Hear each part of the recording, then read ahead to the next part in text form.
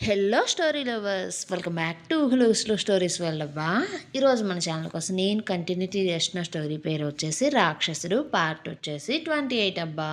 ఈ కథలోని ముందర భాగాలు ఇప్పటి వరకు చూడని వాళ్ళ కోసం కామెంట్స్లో లింక్స్ ఇచ్చానబ్బా. అలాగే మన ఛానల్లో అన్ని కథలకు ప్లేలిస్టులు కూడా ఉన్నాయబ్బా. కొంచెం సబ్స్క్రైబ్ చేసుకొని చూడండి అబ్బా.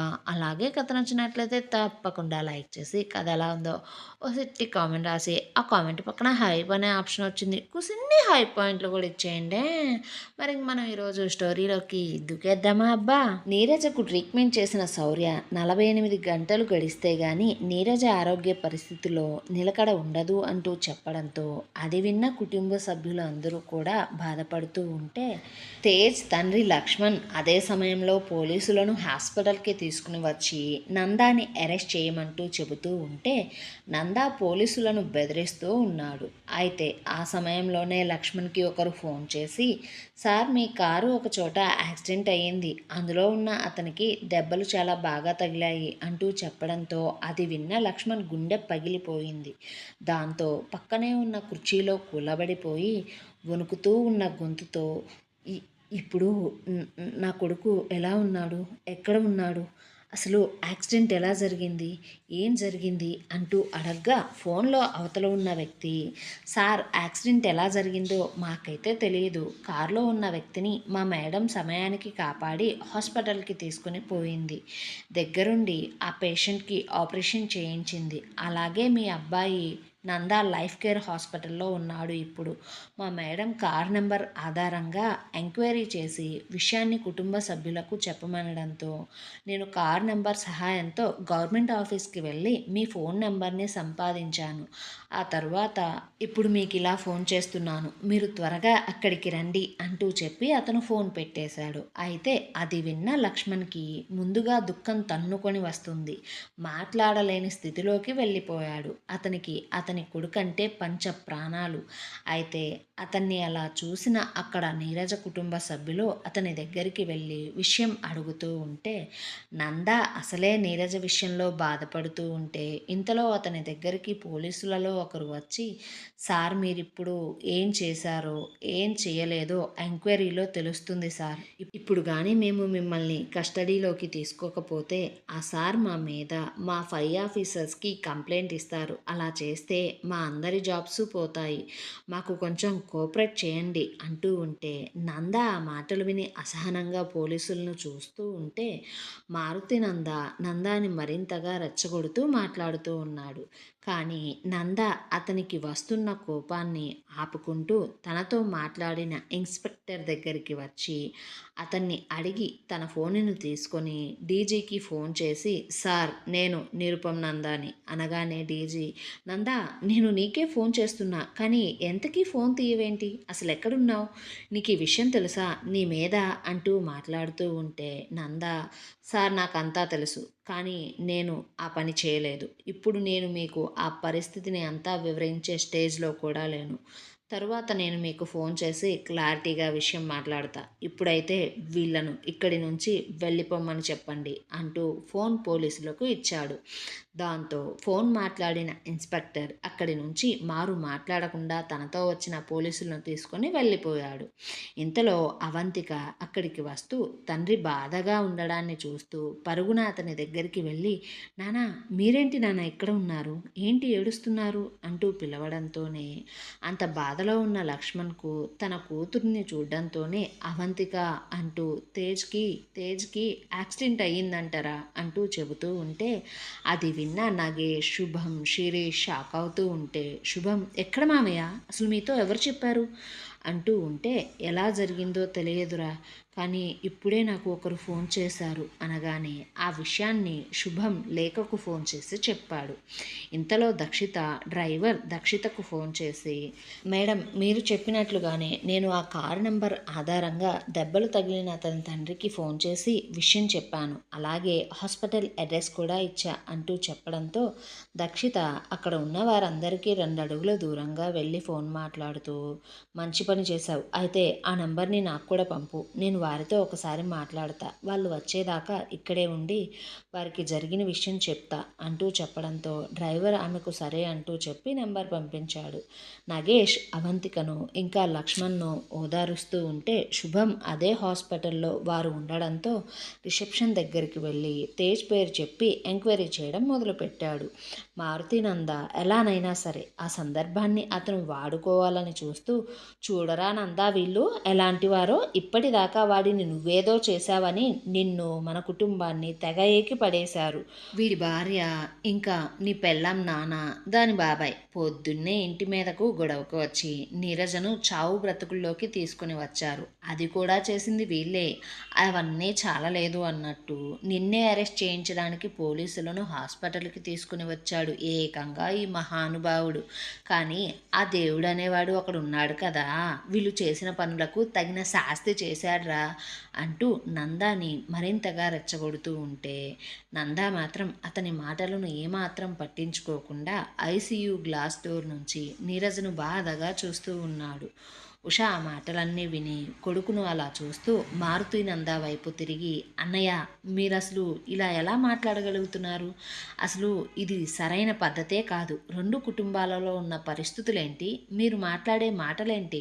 అసలు బుద్ధున్న వాళ్ళు ఎవరైనా సరే ఇలా మాట్లాడతారా అంటూ నందా దగ్గరికి పోయి అతని భుజం మీద చెయ్యి వేసి నందా అంటూ పిలవడంతో నిరుపం నంద బాధగా ఉషను కౌగిలించుకుంటూ, అమ్మా ఎవరు నన్ను నమ్మినా నమ్మకపోయినా నా మీద నమ్మకం నీరజ ఉంచుకుందమ్మా. నేను తేజ్ని ఏమీ చేయలేదు అని తను నన్ను నమ్మిందమ్మా. అలాంటి తను అలా నిర్జీవంగా పడి ఉంటే అంటూ నంద మొదటిసారి తన బాధను బయట పెడుతూ వస్తున్న కన్నీటిని కష్టంగా ఆపుకుంటూ మాట్లాడుతూ ఉంటే ఉషకు తన కొడుకును అలా చూసి గుండె బరువెక్కిపోతుంది. శౌర్య తన అన్నను అలా చూడలేక అతని దగ్గరికి వెళ్ళి, ఊరుకో అన్న, వదినకు ఏమీ కాదు అంటుంటే నందా శౌర్యను చూసి అతని రెండు చేతులను పట్టుకుని, శౌర్య నీరజకు నిజంగా ఏమీ కాదు కదా అంటూ దీనంగా ఆమెను చూస్తూ ఎదురుగా ఉన్న తన తమ్ముణ్ణి అడుగుతూ ఉంటే శౌర్యకు 1 నెల క్రితం తన చొక్కా కలర్ పట్టుకొని కోపంగా మాట్లాడిన తన అన్నకు ఇప్పుడు అదే ప్లేస్లో ఉండి తన చేతులను పట్టుకుని మాట్లాడుతున్న అన్నకు ఇంత తేడానా అనుకుంటూ, అన్నయ్య వదినను పగ కోసం ప్రేమించి పెళ్లి చేసుకున్నా సరే అది నిజమైన ప్రేమ కాబట్టి ఎప్పుడూ లేనంత బాధ ఇప్పుడు పడుతున్నాడు అనుకుని, అన్న వదినకు ఏమీ కాదు, నేనున్నా కదా నేను చూసుకుంటా అంటుంటే నగేష్ ఇంతలోనే లక్ష్మణ్ ఫోన్ తీసుకొని అసలు తేజ్కి యాక్సిడెంట్ ఎలా జరిగిందో ఎక్కడ జరిగిందో కనుక్కోవాలి అన్న ఉద్దేశంతో ఆ ఫోన్కి వచ్చిన నెంబర్కి ఫోన్ చేయబోతూ ఉండగా ఇంతలోనే ఆ ఫోన్ మోగింది. నెంబర్ చూస్తే అన్నోన్ నెంబర్. దాంతో వెంటనే ఫోన్ తీసి హలో అంటుంటే వారికి 2 అడుగుల దూరంలో ఉన్న దక్షిత, హలో నా పేరు దక్షిత, మీ అబ్బాయికి యాక్సిడెంట్ అంటూ మాట్లాడుతూ ఉంటే నగేష్ వెంటనే వారికి 2 అడుగుల దూరంలో ఉండి ఫోన్ మాట్లాడుతున్న దక్షిత దగ్గరికి వచ్చి ఆమెకు ఫోన్ చూపిస్తూ, నీ పేరు దక్షితే కదా, నువ్వు ఎవరో యాక్సిడెంట్ అంటూ ఇంతకు ముందే మాట్లాడావు కదా, తను లక్ష్మణ్ బావ కొడుకు తేజ్, తనకి ఏమైంది, ఇప్పుడు తను ఎక్కడున్నాడు, నువ్వు కాపాడింది తననే కదా అంటూ అడగగానే అక్కడ ఆ మాటలు విని అందరి చూపు కూడా దక్షిత మీద నగేష్ మీద పడింది. దాంతో లక్ష్మణ్ వేగంగా దక్షిత దగ్గరికి వచ్చి, అమ్మా ఇప్పుడు నా కొడుకు ఎక్కడున్నాడు, ఎలా ఉన్నాడమ్మా అంటూ దక్షిత భుజాలు పట్టుకొని ఊపుతూ అడుగుతూ ఉంటే దక్షిత జరిగిన విషయం అంతా చెప్పి బాధగా ఉన్న లక్ష్మణ్ చేతిని అతని చేతిలోకి తీసుకొని తేజ్ని ఉంచిన గది దగ్గరికి తీసుకుని పోయింది. అతని వెనకనే నందా తప్ప మిగిలిన వారందరూ కూడా వెళ్ళిపోయారు. అయితే అప్పుడే తేజ్ రూమ్లో ఉన్న డాక్టర్ అప్పటికే స్పృహలోకి వచ్చిన తేజ్ని టెస్ట్ చేస్తూ ఉంటే నర్సు అక్కడికి గుంపుగా వచ్చిన వారందరినీ ఆపుతూ ఉంటే వారు గ్లాస్ డోర్ నుంచి లోపల జరిగేది చూస్తూ ఉన్నారు. డాక్టర్ తేజ్ని చూస్తూ అతన్ని మాట్లాడిస్తూ, నీకు వినిపిస్తుందా, కనిపిస్తుందా, నేనేం మాట్లాడుతున్నానో తెలుస్తుందా, నేనెవరు అంటూ అతని ముందు డాక్టర్ తన చేతివేళ్లను ఉంచి ఇవన్నీ అంటూ పెన్ని, బుక్ను, సెటస్కోప్ను ఉంచి ఇదేంటి ఇదేంటి అని అడుగుతూ ఉంటే చాలా కష్టంగా సమాధానం చెబుతూ ఉన్నాడు తేజ్. దాంతో డాక్టర్ నీ పేరేంటి అంటూ అడగ్గా తేజ్ అంటూ నీరసంగా చెప్పడంతో శౌర్య ఆ రూంలోకి వెళ్ళి మిగిలిన అన్ని విషయాలను చూసి అప్పుడే బయటికి వచ్చి బాధగా ఉన్న లక్ష్మణ్ని చూస్తూ ఇప్పుడు తను ఓకే, తనేమీ గతం మర్చిపోలేదు, అలాగే తనకు జరిగిన యాక్సిడెంట్ వల్ల ఎలాంటి డిజబిలిటీ కూడా రాలేదు, కానీ ఒక్క విషయం గుర్తుపెట్టుకోండి, తనని ఎక్కువ డిస్టర్బ్ చేయొద్దు, అలాగే స్ట్రెస్కి గురి చేయొద్దు, అతను కోలుకునేంత వరకు ఎలాంటి షాక్కి గురయ్యే విషయాలను చెప్పద్దు, అతని ముందు గొడవలు పడడం, అతనితో వాదనకు దిగే పనులను అస్సలు చేయొద్దు, ముఖ్యంగా ఇప్పుడు నీరజ వదిన ఉన్న పరిస్థితి తనకు చెప్పద్దు, ఎందుకంటే తేజ్కి వదిన అంటే చాలా ఇష్టం, కాబట్టి ఇప్పుడు నీరజకు జరిగింది తెలిస్తే షాక్ అయ్యి కోమాలోకి వెళ్ళిపోయే పరిస్థితి కూడా ఉంది, కాబట్టి మీరు జాగ్రత్తగా ఉండండి అంటూ వాటన్నిటినీ చెబుతూ ఉంటే లక్ష్మణ్ అన్నిటికీ సరే అంటూ అతని తలను ఊపుతూ, బాబు ఇప్పుడు నా కొడుకుని నేను చూడొచ్చా అంటే శౌర్య ఇంకొంచెం సేపటికి తనని రూమ్కి మారుస్తాం, అప్పుడు వెళ్ళి చూడొచ్చు అంటూ చెప్పాడు. అలా చెప్పి అతని పక్కనే ఉన్న దక్షితను చూస్తూ, దక్షిత, నువ్వు చాలా చాలా మంచి పని చేసావురా, డాక్టర్ నాతో అంతా చెప్పాడు, తనను నువ్వే సమయానికి హాస్పిటల్కి తీసుకొని వచ్చి ఆపరేషన్ చేయడానికి పర్మిషన్ ఇస్తూ ఎలాంటి ఇష్యూస్ ఉన్నా నేను చూసుకుంటాను అంటూ చెల్లిగా సైన్ చేసావటగా, పైగా బ్లడ్ కూడా ఇచ్చావు అంటూ చెప్పారు. నిజంగా నువ్వు చాలా మంచి పని చేశావురా అంటుంటే లక్ష్మణ్ దక్షితను చూస్తూ ప్రేమగా ఆమె తల మీద చెయ్యి వేసి, నువ్వు చల్లగా ఉండు తల్లి అంటుంటే అవంతిక ఆమె వైపు తిరిగి థ్యాంక్ యూ సో మచ్ అంటూ చెప్పి దక్షితను హక్ చేసుకుంటూ ఉంది. అది చూసిన ఉషకు మనసులో చాలా సంతోషం కలిగింది.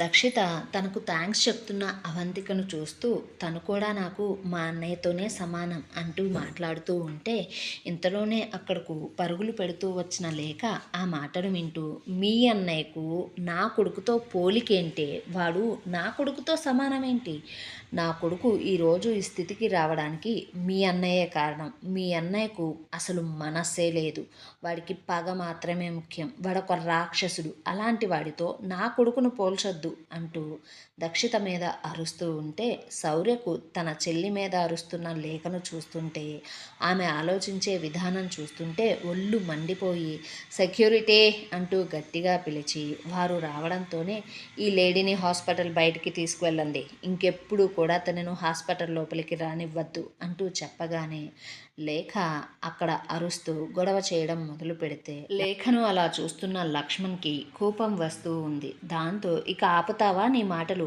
నిజానిజాలు తెలియకుండా ఎందుకు అలా మాట్లాడుతున్నావు, ఈ పిల్లే కానీ లేకపోతే ఈరోజు నా కొడుకు నాకు దక్కేవాడే కాదు అనగానే లేఖ భర్తకు వస్తున్న కోపాన్ని చూస్తూ కొంచెం వెనక్కు తగ్గుతూ ఉంది. లక్ష్మణ్ దక్షితను చూస్తూ సారీ అమ్మా అంటూ చెబుతూ గ్లాస్ డోర్ నుంచి కొడుకును చూస్తూ దిగులు పడుతూ ఉంటే లేఖ దక్షితను చూస్తూ అలాగే ఆమె పక్కనే ఉన్న అవంతికను చూస్తూ పక్క పక్కనే వారిద్దరినీ చూస్తుంటే ఆమెకు వారిలో చాలా దగ్గరి పోలికలు కనిపిస్తూ ఉన్నాయి. ఎవరైనా తెలియని వాళ్ళు వారిద్దరినీ చూస్తే వెంటనే వారిద్దరూ కూడా కవల పిల్లలు అనుకుంటారు.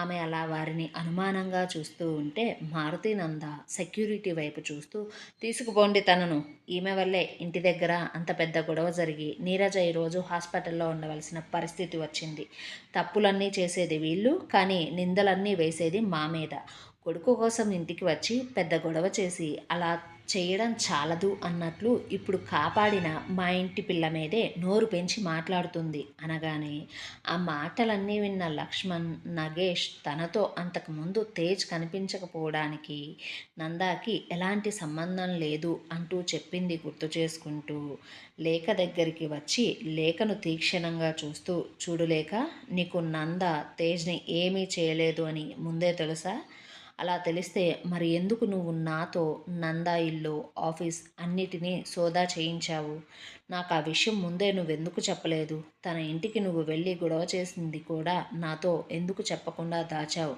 అంటూ అడగడంతో లేఖకు భర్త తనను అనుమానంగా చూస్తూ అడిగిన ప్రతి మాటకు ఆమె గొంతులో తడారిపోయింది. ఏమండో అసలు నందాకి డీజీకి ఉన్న సంబంధం ఏంటి, ప్రతిసారి నందా మాట డీజీ ఎందుకు వింటున్నాడు, లేక మరి భర్త మాటలకు ఎలాంటి సమాధానం ఇస్తుంది, నందా ఇప్పటి నుంచైనా నీరజ మీద కోపాన్ని తగ్గించుకుంటూ ఆమెను అర్థం చేసుకుంటాడంటారా. మారుతి నంద కదా ఇప్పుడు ఈ 2 కుటుంబాలలో ఉన్న పరిస్థితులను ఏ విధంగా తనకు అనుకూలంగా మార్చుకోబోతున్నాడు? నీరజ స్పృహలోకి వస్తుందంటారా? నీరజకు జరిగింది తేజ్‌కి తెలుస్తుందా? మరప్పుడు అతని పరిస్థితి ఏంటి? ఈ ప్రశ్నల సమాధానం కోసం మన ఛానల్‌ని సబ్స్క్రైబ్ చేయండి. ఈ వీడియోని లైక్ చేయండి. కథనం ఎలా ఉందో ఓ బుల్లి కామెంట్ చేసి చెప్పండబ్బా కొంచెం.